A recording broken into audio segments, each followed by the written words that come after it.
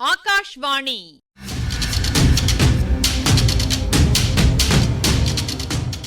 பொன்னியின் செல்வங்கள் வாசிப்பும் ஆய்வும். வாசிப்பவர் ராமசுவாமி சுதர்சன் அவர்கள்.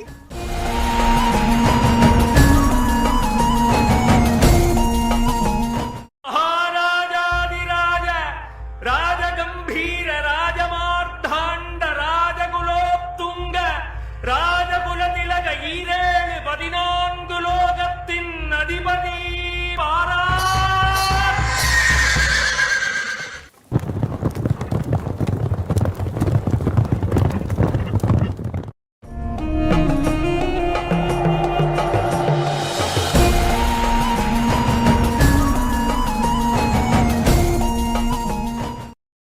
மரக்கலத்தை நோக்கி படகிலே பழுவேட்டரையர் பயணிக்கத் தொடங்கினார்.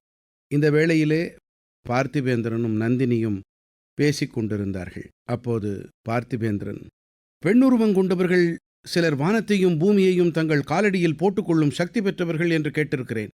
பார்க்கடலை கடைந்து அமுதம் எடுத்த அசுரர்கள் அமுதபானம் செய்ய வேண்டிய சமயத்தில் மோகினியால் ஏமாந்து போனார்கள். சுந்தோப சுந்தரர்கள் ஒரு பெண் நிமித்தமாக அடித்து கொண்டு செத்தார்கள். மேனகையினால் விஸ்வாமித்திரர் தவம் கெட்டது. கோவலன் மாதவியின் மோகவலையில் விழுந்து கிடந்தான். தசரதர் கைகேயிக்காக ராமனை காட்டுக்கு அனுப்பினார். எகிப்து நாட்டு ராணியின் காரணமாக மகத்தான ரோம சாம்ராஜ்யம் அழியத் தொடங்கியது. போதும் ஐயா, போதும். இந்த உதாரணங்களை எல்லாம் எதற்காகச் சொல்லுகிறீர்கள்? தெரியவில்லையா தேவி? யாருக்கு உதாரணமாகச் சொல்லுகிறேன் என்று உண்மையாக தெரியவில்லையா? எனக்கு உதாரணமாகச் சொல்லுகிறதாயிருந்தால் அதைப் போல பெரிய தவறு நீர் வேறு செய்ய முடியாது. தவறு ஒன்றுமில்லை. அவர்களுடைய சக்தியை காட்டிலும் தங்கள் சக்தி குறைந்தது அன்று. உம்முடைய வாய்மொழியே உமக்கு விரோதமாயிருக்கிறதே. எப்படி தேவி? பழுவூர் அரசரை நான் வேண்டுமென்றுதான் கப்பலுக்கு அனுப்பினேன், உம்மிடம் ஒரு விஷயத்தை பற்றி கேட்பதற்காக. தங்கள் நோக்கத்தை புரிந்து கொண்டுதான் நானும் அவருடன் போகாமல் இங்கேயே தங்கினேன். வீரபாண்டியனை ஒரு பெண் காப்பாற்ற முயன்றாள் என்றும் ஆதித்த கரிகாலன் அதை பொருட்படுத்தவில்லை என்றும் நீர் சொன்னீரல்லவா? ஆம், சொன்னேன். காப்பாற்ற முயன்ற பேதை பெண் யாரென்று தெரியுமா?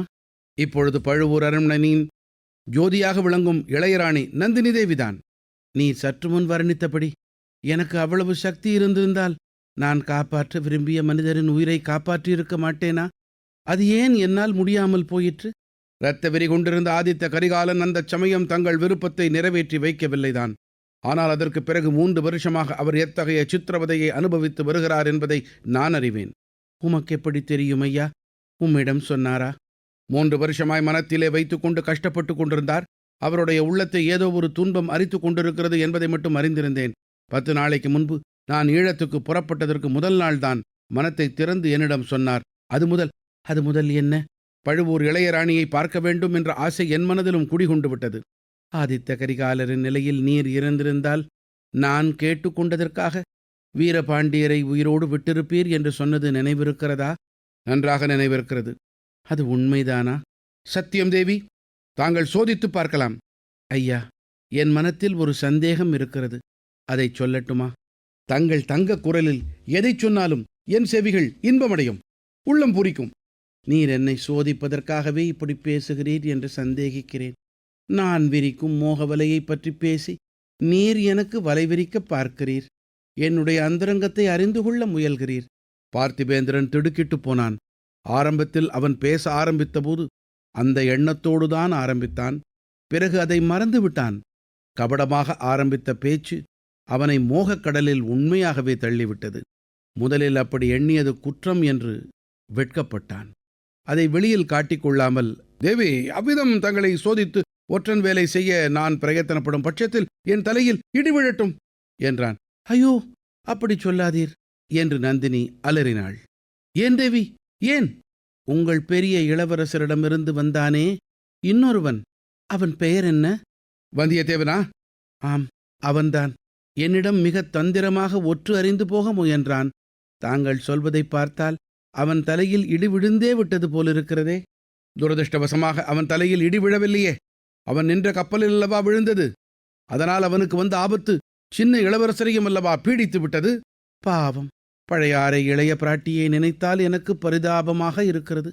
அவள் இந்த உலகத்தில் மிகவும் பிரியம் வைத்திருந்த இருவர் ஏக காலத்தில் மாண்டு போனார்கள். என்ன துரதிருஷ்டம்! தேவி, 2 பேர்கள். யார்? நீர் சொன்ன 2 பேரும் தான். இளைய பிராட்டிக்கு தம்பியின் மீது தனி வாஞ்சையுண்டு அல்லவா? அது உலகம் அறிந்தது. அவருடைய பிரியத்துக்கு பாத்திரமான இன்னொருவர்? ஏன், உங்கள் பெரிய இளவரசர் அனுப்பிய தூதன்தான். வந்தியத்தேவனையா சொல்லுகிறீர்கள்? அவனைத்தான். சீச்சி, சோழ சாம்ராஜ்யத்தை ஆட்டுவிக்கும் சக்தி வாய்ந்த பழையாறை இளைய பிராட்டி அற்பனும் தற்பெருமைக்காரனும் அதிக பிரசங்கியுமான அந்த வாலிபன் மீது, அந்த வாலிபன் மீது மோகம் கொண்டாள். அதனாலேதான் அவனை பழுவேட்டரையன் தண்டனையிலிருந்து தப்புவிப்பதற்காக ஓலை கொடுத்து இலங்கைக்கு அனுப்பினாள். பாவம், இந்த கிழவர் இளவரசரின் துர்கதிக்கு தாமே காரணம் என்று துடியாய் துடிக்கிறார். உண்மையில் அதற்கு இளைய பிராட்டிதான் காரணம். அவள் ஓலை கொடுத்து அனுப்பாதிருந்தால் உண்மை இந்த விபரீதமெல்லாம் ஏற்பட்டிராது. என் கணவர் கப்பலிலிருந்து திரும்பி வந்ததும் இந்த உண்மையை அவருக்கு நீர் எடுத்துச் சொல்ல வேண்டும். சொன்னால் என்னுடைய நன்றிக்கு பாத்திரமாவீர். அம்மணி, தங்களுடைய நன்றிக்கு பாத்திரமாக இது ஒன்றுதானா வழி? வேறு எனக்கு தாங்கள் இடக்கூடிய பணிகள் இல்லையா? ஐயா, ஒரு பேதை பெண்ணின் நன்றிக்கு பாத்திரமாக எத்தனையோ 100 வழிகள் உண்டு. அவற்றில் இன்னும் 2 சொல்லுங்கள். ஆதித்த கரிகாலருக்கு அப்படிப்பட்ட சந்தர்ப்பம் ஒன்று கிடைத்தது. அதை அவர் கைசோர விட்டுவிட்டார். விட்டுவிட்டு அப்புறம் இரவு பகலாக துடிதுடிக்கிறார். நான் ஒரு நாளும் அத்தகைய தவற்றை செய்ய மாட்டேன். இது சத்தியமா ஐயா? ஒரு பெண்ணின் விருப்பத்தை நிறைவேற்றுவதற்காக அவள் எது சொன்னாலும் செய்யக்கூடிய மனிதரா நீங்கள்? எந்த பெண் என்பதை பொறுத்தது. தேவி, நேற்று வரைக்கும் நான் பார்த்திருக்கும் எந்த பெண்ணின் விருப்பத்துக்காகவும் எதுவும் செய்திருக்க மாட்டேன். சொன்னால் சிரித்திருப்பேன். இன்று அப்படியல்ல. தாங்கள் சொல்லி பாருங்களேன். எனக்கு 100 உயிர்கள் இருந்தால் அவ்வளவையும் தங்களுடைய விருப்பத்தை நிறைவேற்றுவதற்கு அர்ப்பணம் செய்வேன். 1000 சாம்ராஜ்யங்கள் என் வசம் இருந்தால் அவ்வளவையும் தங்கள் விருப்பத்திற்காக தியாகம் செய்வேன். இகத்தையும் பரத்தையும் என்றென்றைக்கும் இழக்கும்படி சொன்னால் அதற்கும் சித்தமாயிருப்பேன். கொடிய பகைவர்களை மன்னிக்கச் சொன்னால் மன்னிப்பேன். அத்தியந்த நண்பர்களின் தலையை கொண்டு வந்து தங்கள் காலடியில் போடச் சொன்னால் போட்டுவிட்டு மறுகாரியம் பார்ப்பேன். இவ்விதம் பார்த்திபேந்திரன் வெறிகொண்டவனைப் போல கூறியபோது அவனுடைய உடம்பு தலையிலிருந்து கால் வரையில் நடுநடுங்கியது. அவனுடைய வாயிலிருந்து வந்த சொற்கள் குடறின. உதடுகள் துடித்தன, பற்கள் கடித்தன, ரோமங்கள் குத்திட்டு நின்றன. மூச்சுவிடும் சத்தம் கொல்லன் உலை சத்தத்தைப் போல கேட்டது. பார்த்திபேந்திரனுடைய இந்த மாறுதல் நேயர்களுக்கு வியப்பை அளிக்கும். ஏன், அவனிடமே நீ இப்படி ஆவாய் என்று முதல் நாள் யாராவது சொல்லியிருந்தார் அவன் நம்பியிருக்க மாட்டான். பிற்காலத்தில் நினைத்து பார்த்தால் அவனுக்கே கூட வியப்பளிக்கக்கூடிய காரியம்தான். ஆனால் இது பார்த்திபேந்திரனை பற்றிய அதிசயம் மட்டுமல்ல, மனித இயற்கையை பற்றிய ரகசியம். எத்தனையோ மேதாவிகள் காலமெல்லாம் ஆராய்ச்சி செய்த பின்னரும் மனித உடம்பின் அமைப்பு ரகசியத்தை நம்மால் முழுவதும் அறிந்து கொள்ள முடியவில்லை. மனித இதயத்தின் அமைப்பு ரகசியத்தை நாம் எவ்வாறு அறிந்து கொள்ள முடியும்? வாழ்நாளெல்லாம் பழிபாவங்களில் மூழ்கி கிடந்தவர்கள் திடீரென்று ஒரு நாள் வைராக்கிய சீலர்கள் ஆகிறார்கள். பக்தி பரவசமடைந்து ஆடிப்பாடுகிறார்கள். இறைவன் கருணைக்கு பாத்திரமாகின்றார்கள். மனித சமூகத்துக்கு ஒப்பற்ற தொண்டுகளும் புரிகின்றார்கள். இதற்கு மாறாக நெடுங்காலமாய் தூய்மையான களங்கமற்ற வாழ்க்கை நடத்தியவர்கள் திடீரென்று ஒரு நாள் வழுக்கி விடுகிறார்கள். அப்படி விழும்போது அதல பாதாளத்திலேயே விழுந்து விடுகிறார்கள். பார்த்திபேந்திரனுடைய ஆவேச மொழிகளை கேட்டு வந்த நந்தினி, போதுமையா போதும், நிறுத்துங்கள். அவ்வளவு பயங்கரமான காரியம் எதையும் செய்யும்படி தங்களை ஒரு நாளும் நான் வற்புறுத்தப் போவதில்லை.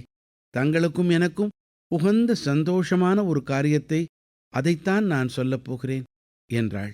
நந்தினி கடலை நோக்கினாள். பழுவேட்டரையர் ஏறிச் சென்ற படகு பார்த்திபேந்திரனுடைய கப்பலை நெருங்கிக் கொண்டிருந்தது. நந்தினி பெருமூச்சு விட்டாள். அது பார்த்திபேந்திரனுடைய நெஞ்சில் புயலாக அடித்தது. தேவி, சொல்லுங்கள். நான் செய்ய வேண்டியது இன்னதென்று சொல்லுங்கள். தங்களுக்கும் எனக்கும் உகந்தது என்று பிரித்துச் சொல்ல வேண்டிய அவசியமில்லை. தங்களுக்கு எது உகந்ததோ அதுதான் எனக்கும் உகந்தது என்றான் பல்லவ வீரன். அவன் மனத்தில் விசித்திரமான எண்ணங்கள் எல்லாம் அந்த நேரத்தில் உதித்தன. இந்த பெண் அந்த கொடிய கிழவனிடம் அகப்பட்டு கொண்டு கூண்டு கிளியைப் போல தவித்து கொண்டிருக்கிறாள் என்பதில் சந்தேகமில்லை. அந்த காட்டு பூனையிடமிருந்து இவளை ஏன் விடுதலை செய்யக்கூடாது? இவள் மட்டும் தன் விருப்பத்தை தெரிவிக்கட்டும். அவனை அந்த கப்பலிலேயே சிறைப்படுத்தி கண்காணாத தேசத்துக்கு கொண்டு போய் விட்டுவிடச் செய்யலாம். மகா பாதகன், புதல்வியும் பேத்தியுமாக இருப்பதற்குரிய இளம்பிராயமுடைய பெண்ணை மனைவியாக்கிக் கொள்ள எப்படி இவன் மனம் துணிந்தது? இப்பகுதியின் ஆய்வினை வழங்குகிறார் ஐங்கரன் அவர்கள்.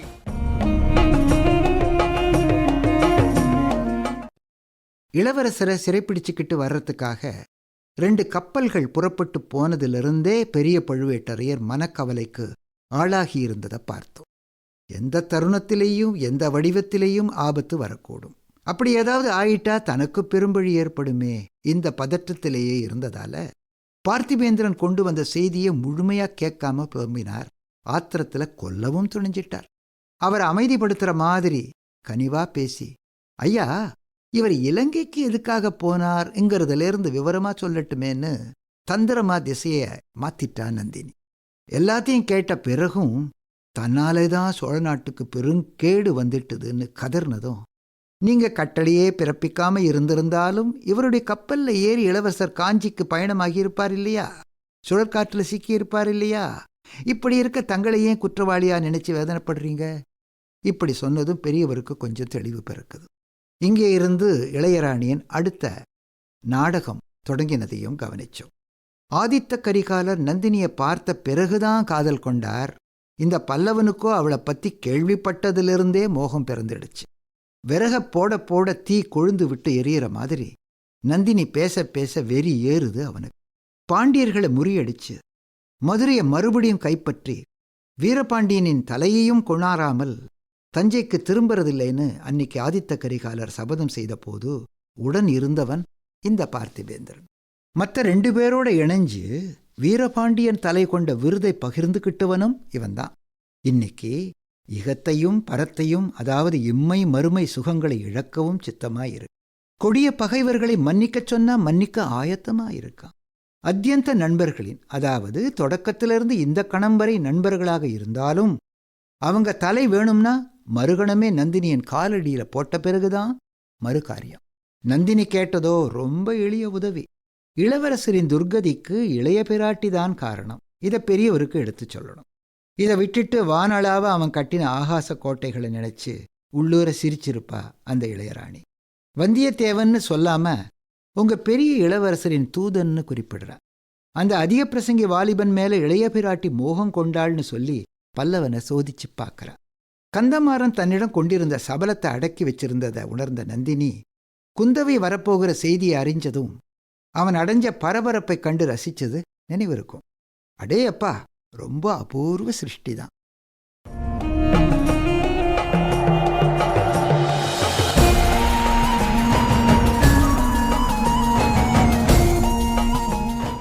பொன்னியின் செல்வங்கள் வாசிப்பும் ஆய்வும் கேட்டீர்கள்.